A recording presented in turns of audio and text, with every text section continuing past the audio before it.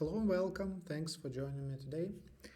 We're going to have a quick look today at a specific Azure service, which is called Azure Service Bus.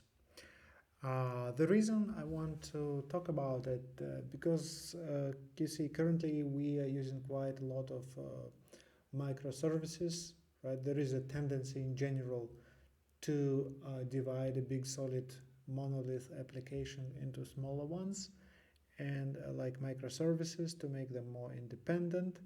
This is just a general trend that has been going on for quite a while, and Azure Service Bus helps us with that in some ways, right?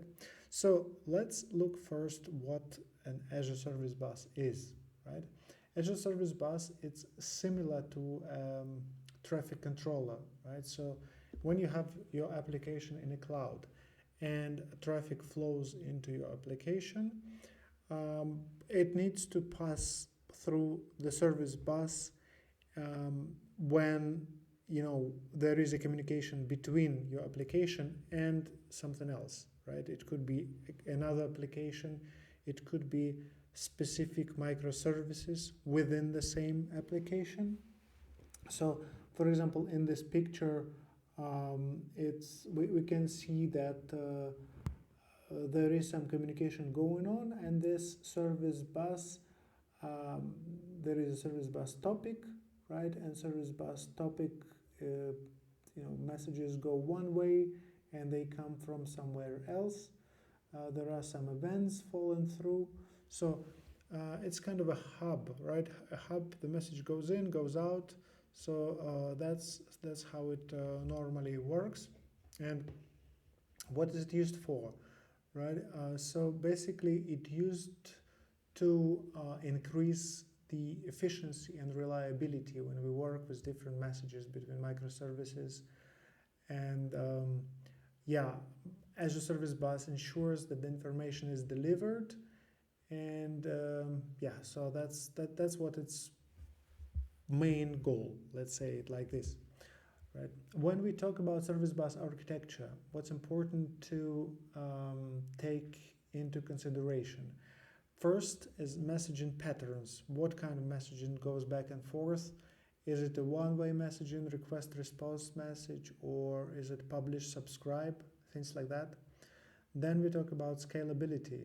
So we need to make sure that the service bus can handle massive amount of messages if the potential scale is growing, right? Also, it's important to make sure that error handling is done properly, right? So when the errors happens, what happens with them, right? Do they get sent somewhere? Do they go to logs? And of course, the messages have to be secured. So make sure that security features are added into service bus. It could be a shared access signatures or control access through some other means which allow some additional security for the messages. So let's have a quick look in Azure portal. I created a small instance of a service bus here, and you see here it's just a service bus. Oh, I'm looking at a queue here, right? But I wanted to have a look at a specific service bus.